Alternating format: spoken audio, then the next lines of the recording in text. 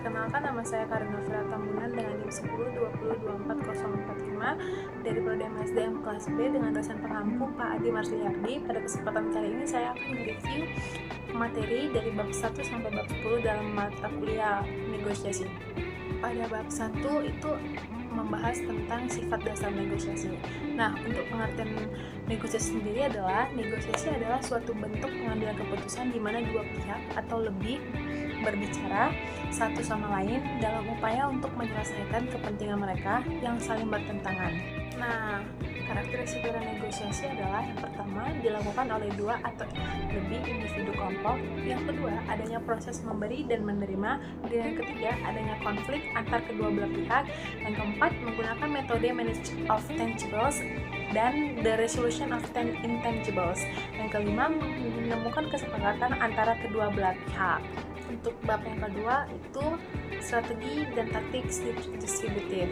Proses dasar tawar-menawar distributif adalah mencapai penyelesaian dalam kisaran tawar-menawar yang positif. Tujuan dari kedua belah pihak adalah untuk mendapatkan sebanyak mungkin jangkauan tawar-menawar, yaitu untuk mencapai kesepakatan sedekat mungkin dengan titik perlawanan pihak lain. Ada 4 tugas taktik yang penting berkaitan dengan target.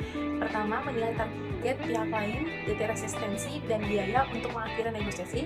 Yang kedua, mengelola impresi pihak lain. Yang ketiga, mengubah persepsi pihak lain. Dan yang keempat, memanipulasi biaya penundaan. Yang ketiga, kita membahas dengan strategi dan taktik negosiasi integratif. Negosiasi integratif adalah proses kolaborasi di mana para pihak mendefinisikan masalah bersama mereka dan mencari strategi untuk menyelesaikannya. Langkah-langkah dalam proses negosiasi integratif, yang pertama, mengidentifikasi dan mendefinisikan masalah. Lalu yang kedua, kepentingan dan kebutuhan yang muncul. Yang ketiga, menghasilkan solusi alternatif. Dan yang terakhir, keempat, mengevaluasi dan pilih alternatif. Pada bab keempat, kita akan membahas negosiasi sebagai strategi dan perencanaan. Strategi dan rencana keseluruhan untuk mencapai tujuan seseorang melalui pendekatan. Pendekatan itu ada dua, yaitu pendekatan unilateral dan pendekatan bilateral. Unilateral itu mengambil tindakan yang berfokus pada tujuan negosiator sendiri, seringkali tanpa mempertimbangkan posisi atau kepentingan pihak lain. Sedangkan pendekatan bilateral mengambil tindakan dengan mempertimbangkan kepentingan kedua belah pihak dengan tujuan mencapai kesepakatan yang memuaskan bagi semua yang terlibat. Pada bab kelima, kita akan membahas etika bernegosiasi. Penerapan etika dalam negosiasi menggunakan beberapa pendekatan, seperti pendekatan dapat digunakan untuk menganalisis 5 situasi hipotetikal di awal, seperti end result ethics, duty ethics, social contract ethics, dan personality ethics. Negosiasi yang beretika bukanlah sekadar teknik untuk mencapai kesepakatan yang menguntungkan.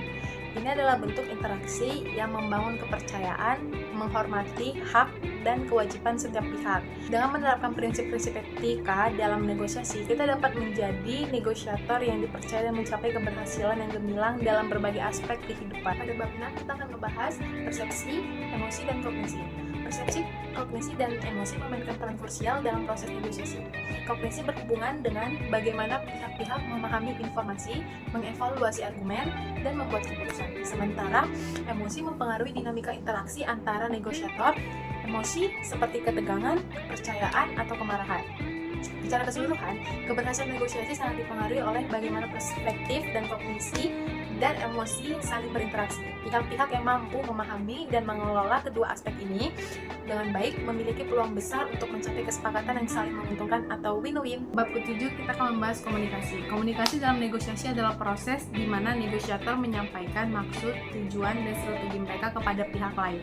Ini mencakup interaksi verbal dan non-verbal yang memungkinkan para pihak untuk mengungkapkan pikiran, perasaan, dan informasi yang relevan untuk mencapai kesepakatan dari kedua belah pihak. Pada bab yang ke-8, kita akan membahas menentukan dan menggunakan kekuatan negosiasi. Orang yang memiliki kekuatan ketika mereka memiliki kemampuan untuk mewujudkan hasil yang mereka inginkan, atau kemampuan untuk menyelesaikan sesuatu dengan cara yang mereka inginkan.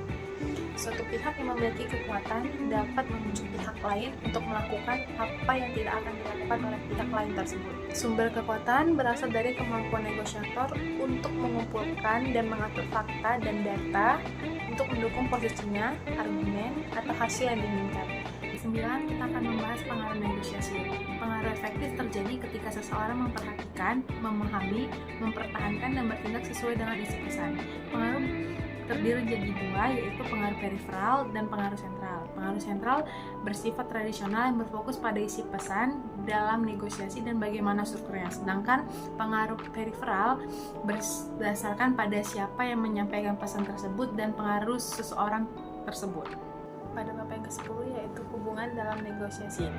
Hubungan maksudnya adalah interaksi antara negosiator dengan pihak lainnya guna memudahkan dalam proses pengenalan satu sama lain.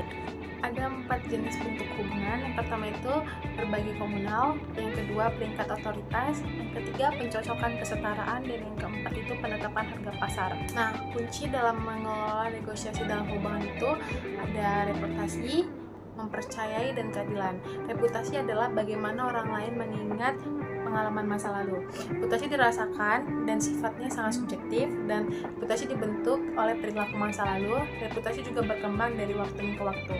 Reputasi orang lain dapat membentuk keadaan emosional serta harapan mereka. Dan untuk mempercayai, menurut MC Alistair 1995 mendefinisikan kepercayaan sebagai keyakinan individu atau kesediaan untuk bertindak atas kata-kata, tindakan, dan keputusan orang lain. Ada 4 jenis kepercayaan: kepercayaan berbasis kalkulus, ketidakpercayaan berbasis kalkulus, kepercayaan berbasis identifikasi, dan identifikasi berbasis ketidakpercayaan. Thank you everyone! Thank you Elmar!